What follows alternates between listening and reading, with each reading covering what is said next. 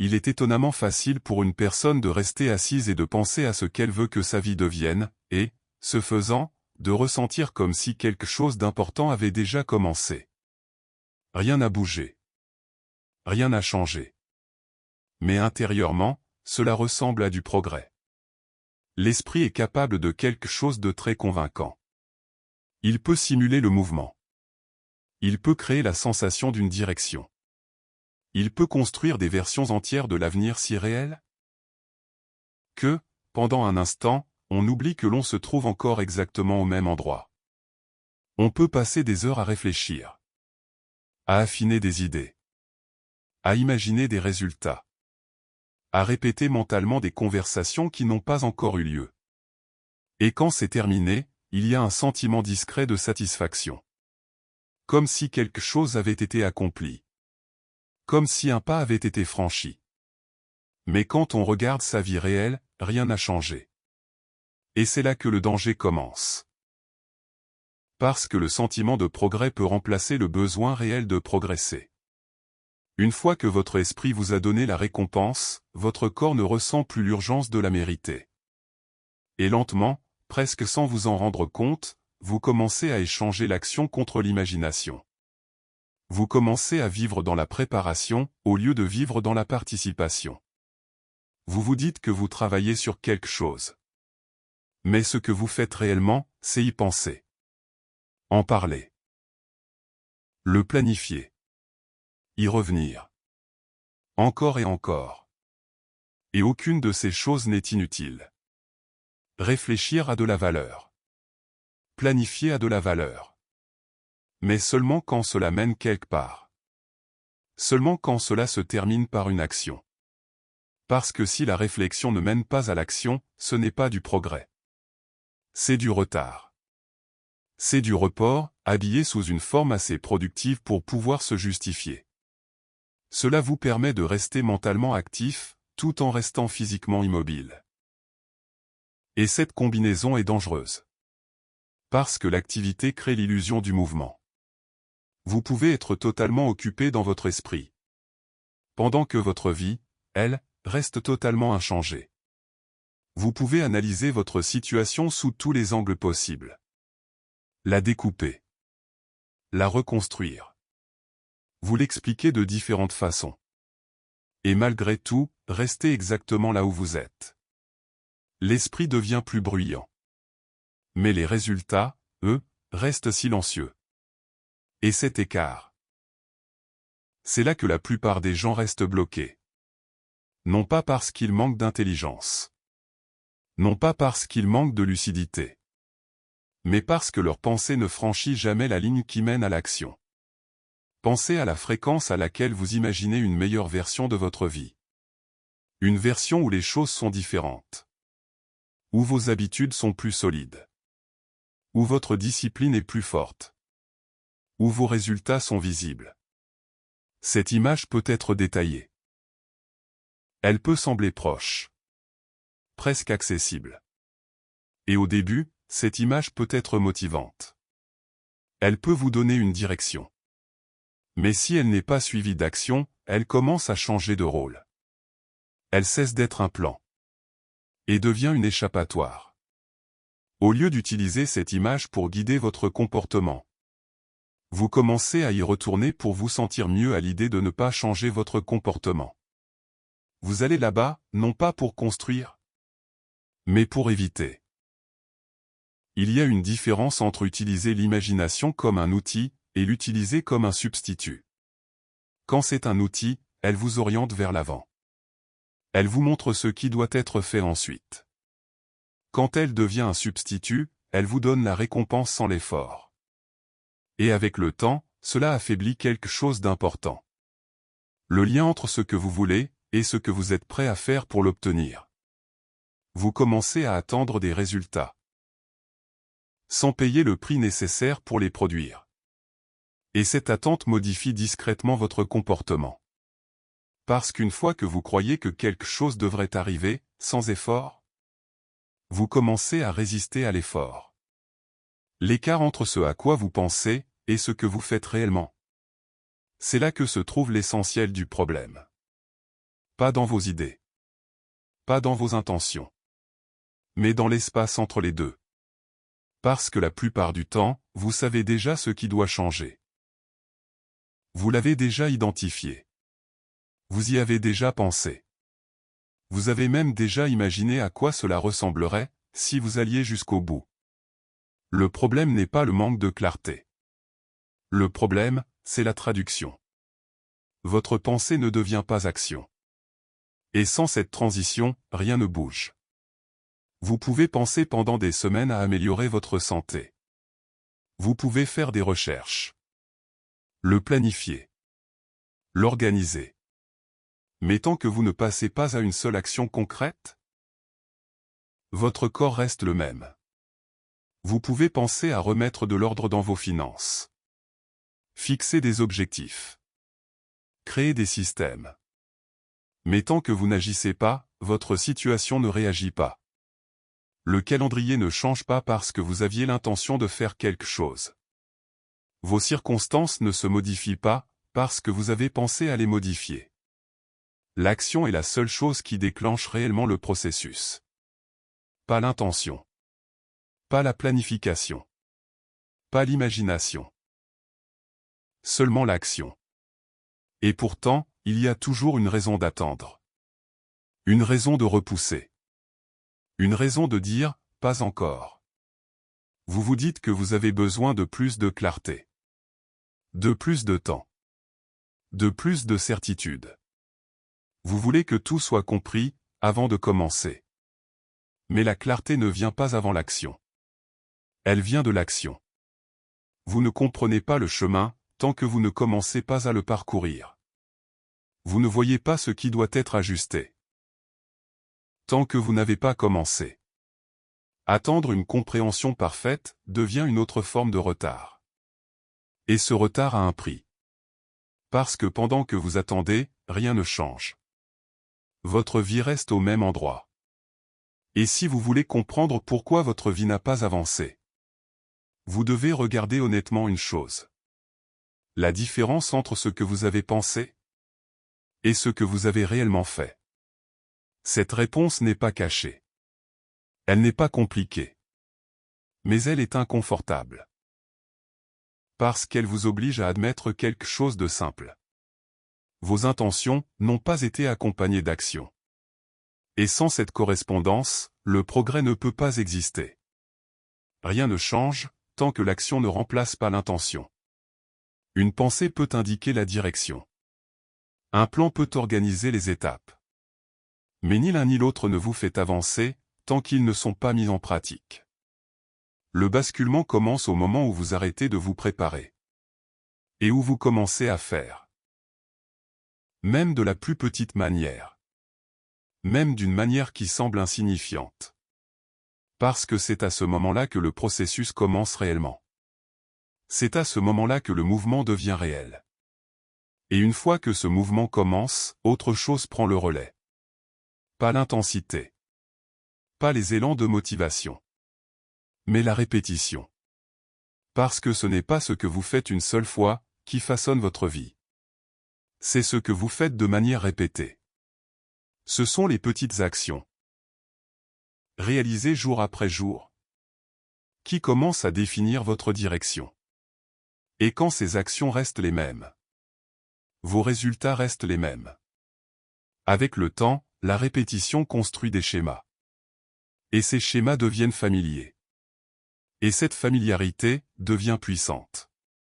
Pas bruyante. Pas évidente. Mais constante. Elle vous maintient à l'intérieur des limites auxquelles vous vous êtes habitué. Même quand ces limites vous freinent. Parce que ce qui est familier semble sûr. Vous savez à quoi vous attendre. Vous savez comment les choses se passent d'habitude.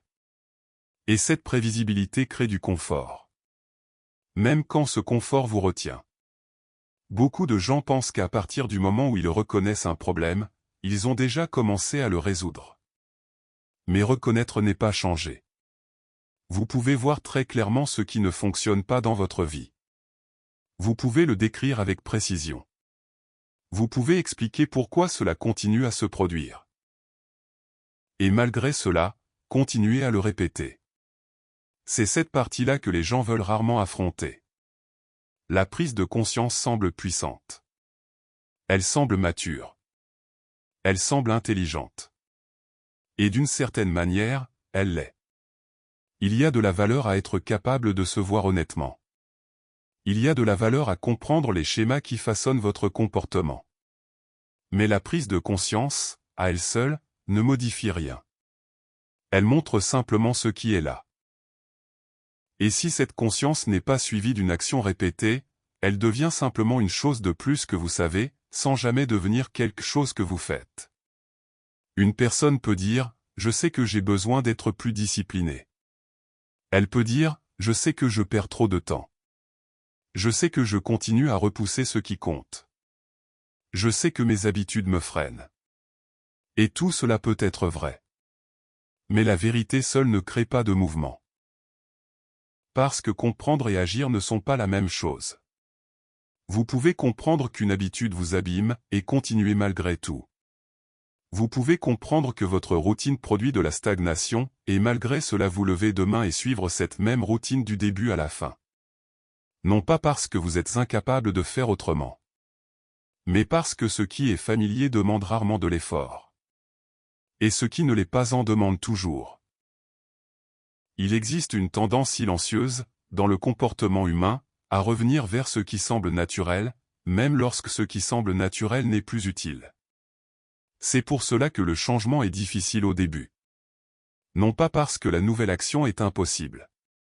Mais parce que l'ancienne action est plus facile. Et la facilité a une voix persuasive. Elle ne discute pas bruyamment. Elle ne vous force pas. Elle vous propose simplement ce qui est connu. Elle vous dit de faire ce que vous faites d'habitude. De répondre comme d'habitude. De remettre à plus tard comme d'habitude. De vous installer comme d'habitude. Et parce que ces choix paraissent souvent petits sur le moment, vous ne reconnaissez pas toujours leur pouvoir. Un départ retardé. Un effort sauté. Une décision de le faire demain. Un choix de rester dans le même rythme un jour de plus. Aucun de ces moments ne paraît dramatique. Mais la répétition leur donne du poids. C'est ainsi qu'une routine se construit. Non pas par une grande décision. Mais par de petits choix répétés qui finissent par ne plus ressembler à des choix du tout. Et une fois qu'une routine devient automatique, elle commence à fonctionner silencieusement à l'arrière-plan de votre vie. Vous vous réveillez et vous la traversez presque sans y penser. Vous réagissez de la même manière. Vous utilisez votre temps de la même manière. Vous évitez les mêmes choses. Vous retardez les mêmes choses. Vous revenez aux mêmes habitudes à la fin de la journée. Et parce que cela se fait automatiquement, cela devient difficile à remettre en question. Cela ressemble simplement à la vie. Mais une routine peut soit soutenir votre croissance, soit renforcer silencieusement votre stagnation. Et la partie inquiétante, c'est que les deux peuvent sembler normales.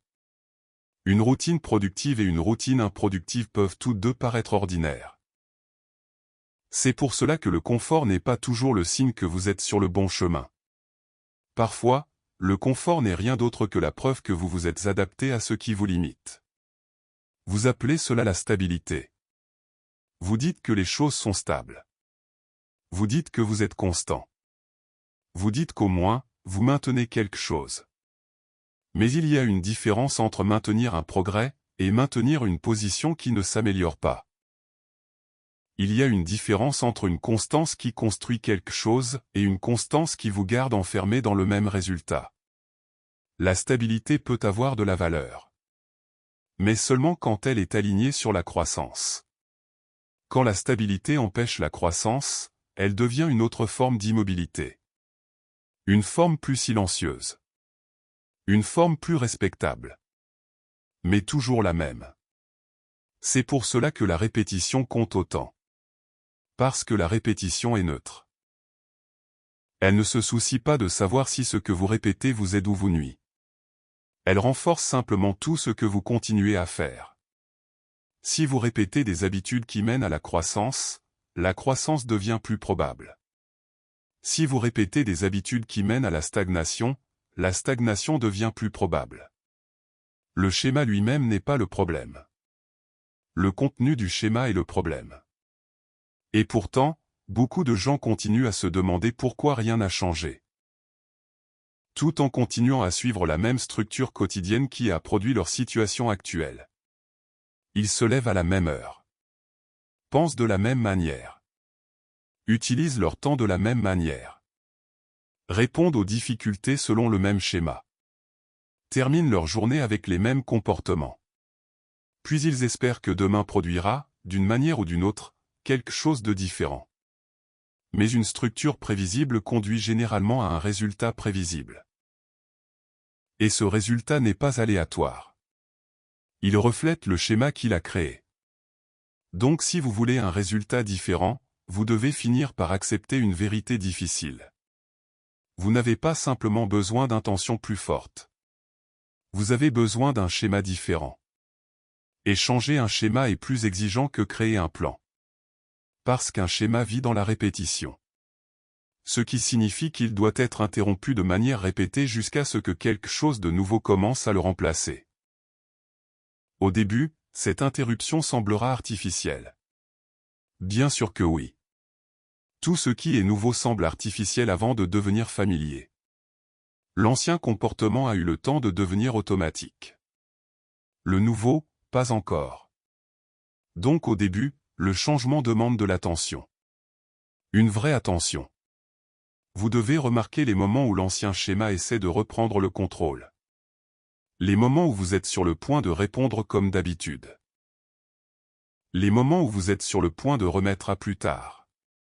Les moments où vous êtes sur le point de retomber dans ce qui est le plus facile. C'est là que le changement commence. Pas dans une déclaration spectaculaire.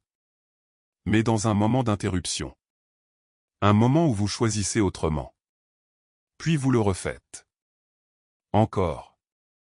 Et encore. C'est pour cela que tant de gens ont du mal avec l'amélioration de soi. Ils imaginent que le changement naît d'une seule décision forte, d'un seul grand élan de motivation, d'une seule journée parfaite où tout finit enfin par s'aligner. Mais le vrai changement est rarement spectaculaire. Il est répétitif. Il se construit dans des moments ordinaires. Il se construit quand personne ne regarde. Quand aucune récompense extérieure n'apparaît. Quand l'ancienne habitude semble encore plus facile que la nouvelle. C'est à ce moment-là que le schéma est réellement en train d'être réécrit. Pas quand vous vous sentez inspiré. Mais quand vous ressentez de la résistance, et que vous choisissez quand même différemment. Vous savez peut-être exactement ce qui doit changer dans votre vie. Vous savez peut-être que vous devez répondre différemment, structurer votre temps différemment, vous parler différemment, gérer vos habitudes différemment. Mais sur le moment, l'option familière paraît souvent plus attirante parce qu'elle vous demande moins. Moins de réflexion. Moins d'inconfort. Moins de maîtrise de soi. Et c'est précisément pour cela que l'attention compte. Parce que sans attention, l'ancien schéma gagne par défaut. Non pas parce qu'il est plus fort dans un sens profond. Mais parce qu'il est déjà installé. Le chemin familier n'a pas besoin de votre permission pour continuer. Il continue automatiquement tant que vous ne l'interrompez pas. Et cette interruption doit se produire plus d'une fois. Vous ne brisez pas un ancien schéma en lui résistant un seul jour avec force. Vous le brisez en refusant constamment de le laisser diriger votre vie. Ce processus est suffisamment lent pour sembler invisible au début. Mais cela ne le rend pas irréel. Si vous répétez les mêmes actions, les mêmes résultats continueront de suivre. Ce n'est pas un mystère. Ce n'est pas de la chance. Ce n'est pas le destin. C'est la constance. Les gens veulent souvent croire que leur situation est plus compliquée que cela, parce que la complexité est plus facile à admirer que la responsabilité.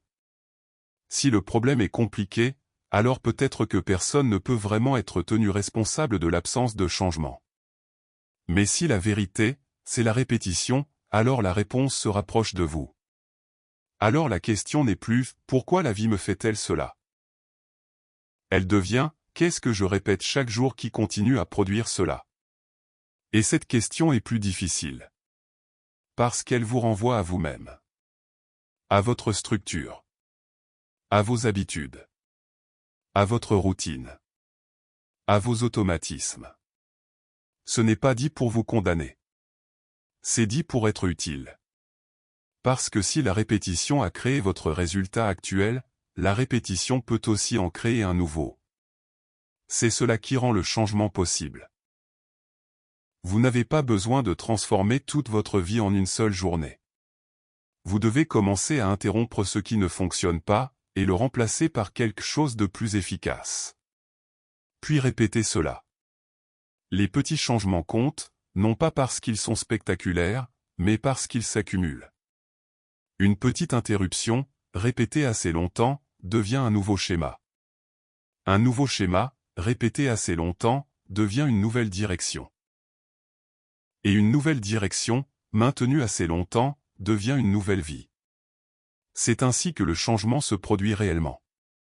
Pas d'un seul coup. Pas dans le bruit. Pas dans la mise en scène. Pas dans les déclarations sans fin sur ce que vous allez faire. Mais à travers des choix répétés qui deviennent lentement normaux. L'ancien schéma semblait automatique parce que vous l'avez pratiqué. Le nouveau schéma peut devenir automatique de la même manière. Par la répétition. Par l'attention. Par la volonté de continuer à choisir ce qui est efficace, jusqu'à ce que cela ne semble plus étranger. Et c'est là que beaucoup de gens commencent à perdre l'intérêt. Parce qu'ils voulaient une percée. Ce qu'ils ont reçu, c'est un processus. Ce qu'ils espéraient, c'était une transformation immédiate. Ce qu'ils ont rencontré, c'est la répétition. Et la répétition semble rarement excitante. Elle semble simple. Ordinaire. Sans éclat. Mais ce sont les actions ordinaires qui façonnent des résultats extraordinaires. La vie que vous avez aujourd'hui en est déjà la preuve. Elle a été construite d'une manière ou d'une autre. Pas forcément par une seule décision. Mais par un schéma. Par des pensées répétées. Des réponses répétées. Des habitudes répétées. Des compromis répétés. Des retards répétés. Tout cela s'est accumulé. Et si cela a pu s'accumuler dans une direction, cela peut s'accumuler dans une autre. Mais seulement si vous êtes prêt à respecter la manière dont le vrai changement fonctionne. Non pas comme un événement émotionnel. Mais comme un événement comportemental. Non pas comme quelque chose que l'on annonce. Mais comme quelque chose que l'on répète. Et au moment où vous commencez à comprendre cela, vous arrêtez d'attendre qu'un sentiment vous sauve. Vous arrêtez d'attendre que la motivation vous porte. Vous cessez de confondre la conscience avec l'action, et l'intention avec le mouvement. Vous commencez à voir que la vie que vous avez devant vous se façonne chaque jour à partir de ce que vous continuez à faire. Et si le résultat ne vous plaît pas, alors tôt ou tard, vous devez devenir assez sérieux pour changer le schéma qui le produit. Parce que l'avenir est rarement créé par ce que vous espérez voir arriver. Il est généralement créé par ce que vous continuez à répéter. Et une fois que vous comprenez cela, une autre vérité devient impossible à éviter. Toute forme de progrès a un prix. Pas parfois. Pas seulement dans les cas extrêmes. Toujours. L'amélioration n'est jamais gratuite. Elle exige quelque chose de vous. Elle exige votre temps. Votre effort. Votre patience. Votre concentration. Et très souvent, elle exige de l'inconfort. C'est la partie que la plupart des gens sous-estiment. Ils admirent le résultat. Ils désirent l'issue.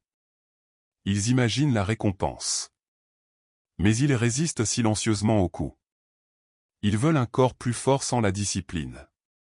Un esprit plus affûté sans la répétition. Des finances plus calmes sans la retenue. Une meilleure vie sans l'inconfort soutenu nécessaire pour la construire. Et parce que ce coup devient réel dès que l'action commence, l'hésitation commence elle aussi à ce moment-là. Non pas parce que la personne ne veut pas une vie différente. Mais parce qu'elle ne veut pas continuer à payer pour l'obtenir. Parce qu'au moment où le prix devient visible, la situation change. Au début, tout semble possible. Vous pensez au résultat. Vous imaginez à quoi la vie pourrait ressembler. Vous êtes concentré sur l'issue. Et l'issue est toujours attirante. Elle est nette. Elle est claire. Elle est gratifiante. Mais le processus qui mène à cette issue est tout autre. Il est répétitif. Il est exigeant. Il est souvent inconfortable. Et il vous donne rarement une confirmation immédiate que ce que vous faites fonctionne. C'est là que le conflit commence. Vous dites vouloir le résultat. Mais votre comportement révèle jusqu'à quel point vous êtes réellement prêt à accepter le processus. Parce qu'il est facile de vouloir quelque chose tant que le coût reste abstrait. Mais quand le coût devient réel, quand il demande votre temps chaque jour, quand il vous demande de rester discipliné même quand vous n'en avez pas envie, quand il vous demande de continuer même lorsque le résultat n'est pas encore visible, c'est là que votre véritable niveau d'engagement devient clair. La plupart des gens n'abandonnent pas de façon spectaculaire. Ils ne prennent pas une grande décision pour arrêter. Ils commencent simplement à réduire leur effort. Silencieusement. Progressivement. Ils sautent un jour. Ils repoussent quelque chose d'important. Ils abaissent légèrement leur niveau d'exigence. Ils choisissent le confort une fois, puis encore, puis encore. Et chaque fois, le coup devient plus facile à éviter. Mais autre chose se passe en même temps. Chaque fois que vous évitez le coup, vous évitez aussi le résultat. Même si vous ne le ressentez pas immédiatement. Parce que le lien entre l'effort et l'issue n'est pas toujours visible sur le moment. Vous pouvez travailler pendant des jours sans voir de changement. Vous pouvez rester discipliné et avoir l'impression que rien ne se passe. Et ce décalage crée le doute. Vous commencez à remettre le processus en question. Vous commencez à vous demander si cela en vaut vraiment la peine. Vous commencez à ressentir que l'inconfort est réel, mais pas le résultat. Et à ce moment-là, le confort devient plus attirant. Parce que le confort vous donne quelque chose immédiatement. Du soulagement. De la facilité. Une pause dans l'effort. Mais ce que le confort vous donne maintenant, il le prend à votre avenir. Parce que lorsque vous choisissez constamment ce qui est le plus facile sur le moment, vous choisissez aussi de rester là où vous êtes. Le coût de l'amélioration ne disparaît pas. Il est remplacé. Si vous ne payez pas le prix de la croissance, vous payez le prix de l'immobilité. Et avec le temps, ce prix devient plus lourd. Parce qu'il inclut les occasions manquées. Le progrès retardé. Et cette prise de conscience grandissante que les choses n'avancent pas. Cette prise de conscience peut être discrète. Mais elle s'accumule. Vous commencez à la remarquer dans de petits moments. Quand vous comparez l'endroit où vous êtes à celui où vous pensiez être. Quand vous réalisez que le temps a passé, mais que votre situation n'a pas changé. Quand vous ressentez cette frustration subtile, difficile à expliquer, mais impossible à ignorer. Voilà le coût du fait d'éviter le processus. Il n'apparaît pas d'un seul coup. Il s'accumule. Et au moment où il devient évident, il vous a déjà retiré quelque chose. Vos résultats sont directement liés à ce que vous êtes prêt à supporter régulièrement. Si vous êtes prêt à supporter l'effort, la discipline et l'inconfort, vous ouvrez la porte à la croissance. Si vous n'êtes pas prêt à supporter ces choses, vous limitez ce qui vous est possible. Non pas parce que vous manquez de capacité, mais parce que vous refusez de répondre aux exigences. Et le processus ne s'adapte pas à vos préférences. Il ne devient pas plus facile parce que vous le voulez. Il ne se raccourcit pas parce que vous êtes impatient. Il ne supprime pas la difficulté parce qu'elle vous dérange. Le processus est ce qu'il est. Et le résultat se construit à travers lui. Vous ne pouvez pas les séparer. Vous ne pouvez pas attendre de la force sans résistance. Vous ne pouvez pas attendre du changement sans effort. Vous ne pouvez pas attendre du progrès, en évitant ce qui le crée. Mais c'est exactement ce que beaucoup de gens essaient de faire. Ils essaient de négocier avec le processus. Ils cherchent des moyens de réduire l'effort, tout en espérant le même résultat. Ils cherchent des raccourcis.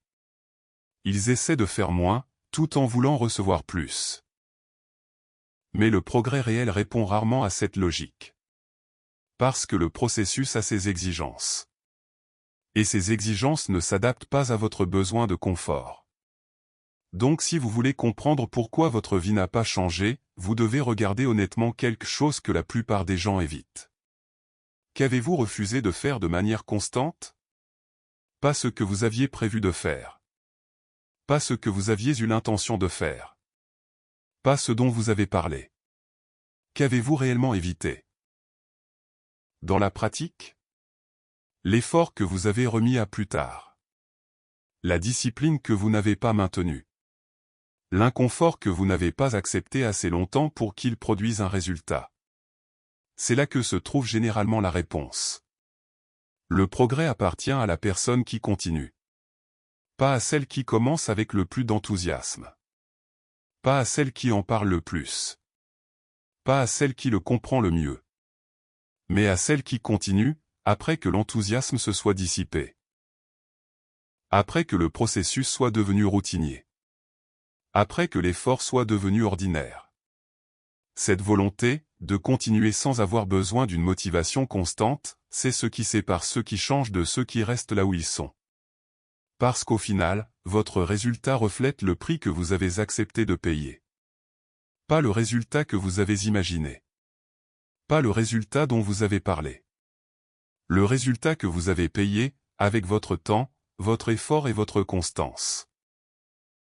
Mais même cette volonté est influencée par quelque chose de plus profond. Parce que votre situation n'est pas définie uniquement par ce qui vous arrive. Elle est aussi définie par la manière dont vous interprétez ce qui vous arrive. Deux personnes peuvent faire face à des conditions similaires et avancer dans